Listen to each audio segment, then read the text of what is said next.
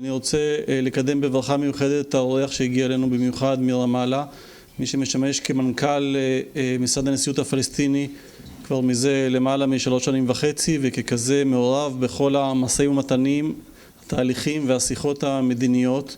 אני מאוד שמח להזמין לכאן את דוקטור רפיק Al-Husseini, בבקשה.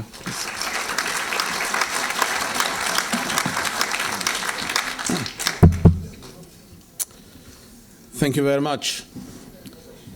I'm glad to be here to talk to you on the issue of Jerusalem. In fact, I didn't come from Ramallah, I came from Jerusalem because I live in Jerusalem. And although I'm the chief of staff of the president, but as you all know, my family goes back 1,000 years in Jerusalem. And I don't have an Israeli ID or a blue ID, but what does that matter? Your families who came to Palestine did not have Palestinian IDs when they came, and it didn't really matter. So my belonging to Jerusalem has nothing to do with the color of my ID. My belonging to Jerusalem has to do with my feelings towards that city that I was born in, and I want to see the best and enjoy the city as we all do. So I, of course, represent or work with the president, Mahmoud Abbas, Abu Mazen, who has been talking about peace for the last 4 years. And I will talk more about this, but all I can say is that he will never win his battle, not with you, but with his own people, if he does not get a deal on Jerusalem. He will not be able to do that. And that is something I think some speakers alluded to, but that is the reality. If there is no deal on Jerusalem, there cannot be a deal with the Palestinians. Neither Mahmoud Abbas nor anybody else can sign on anything that is not taking Palestinian interests in Jerusalem in any agreement.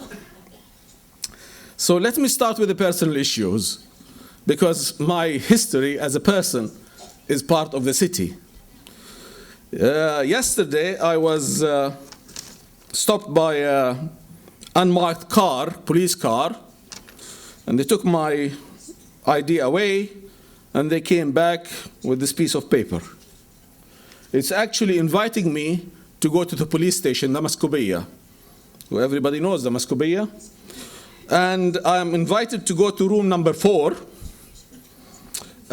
And they say that there's supposed to be a number to call if I can't go, because they wanted me to go in 3/4 of an hour yesterday, but there's no number. They say there should be a stamp of the unit, but there's no stamp. And obviously then, there's supposed to be a signature, there's no signature, a rank, no rank, a name, no name. And if that is not an insult to the Palestinian president, I don't know what an insult is. But I decided I'm not going, and that is that. We'll have to see how we handle this piece of paper later on. But that's not important. How are we going to deal with Jerusalem? How are we going to deal with the city? It is our city as well. Come on. We are now permanent residents. The 250,000 in Jerusalem are today permanent residents, but they really were there before even Israel occupied it in 1967. How come we became permanent residents in our own city is something that you have to think about, because it is important to start thinking about these things and not to leave them or sweep them out of the way. Because this has happened to the Jewish people in many countries. They were not accepted as nationals. They were only given permanent residency and then maybe chucked away. So our histories are becoming similar. And therefore, this is an issue that you have to deal with. And we're not going to leave the city. We can't leave it. There's nowhere to go. And it is not about social security or national insurance. I assure you that. That may be the case with some people. But with the majority of people, it's about dignity. It's about belonging. It's about history. It's about religion. It's about geography. It's about all of this. And every one of you here, I am sure, feel the same. So obviously, what is good for you is good for us. The feelings that you feel, we also feel. and that is very important to understand. What has been happening, and I want to talk about the issues, I'll talk about solutions, but I want to, first of all, relate a story to you about two identical twins who reached the age of 18, who come from a very rich family, so the parents of the two identical twins wanted to give them presents. One of the two boys was an optimist, and one was a pessimist. And for the pessimist, they bought a brand new Ferrari, red Ferrari, and put it in a garage with a ribbon around it. And for the optimist, they filled the garage with horse manure and closed the door. They run in the morning, and both go to the garage. The pessimist opens the door, looks and sees the Ferrari, and starts crying. And the parents say, why have you started crying? He says, well, you know, first of all, everybody will be jealous. My friends will be angry, upset and jealous. Then somebody might scratch it. It uses a lot of petrol. I cannot use it to the full speed. And he continued to cry. The optimist opened the door. He found all of this horse manure there, and he started digging with both hands. And the parents said to him, what are you doing? He said, come on, with all of this horse manure, there must be an Arab stallion behind it. And this is what optimism is all about.